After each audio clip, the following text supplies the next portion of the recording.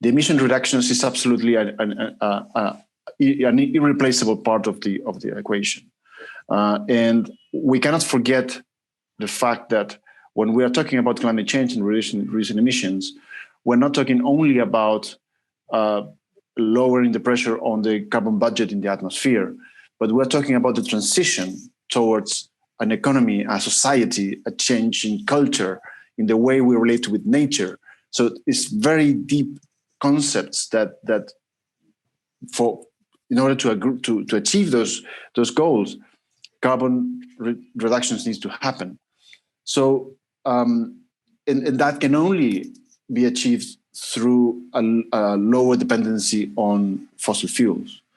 If you say that we will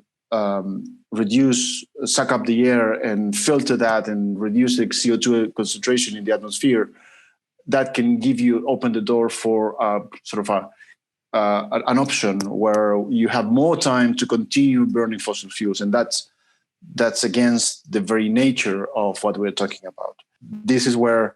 the idea of CDR technologies can come into place, and from that frame,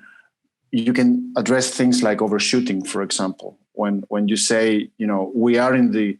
an ambitious pathway, but we have hit some overshooting in the trajectory of the emissions reductions, and we might need to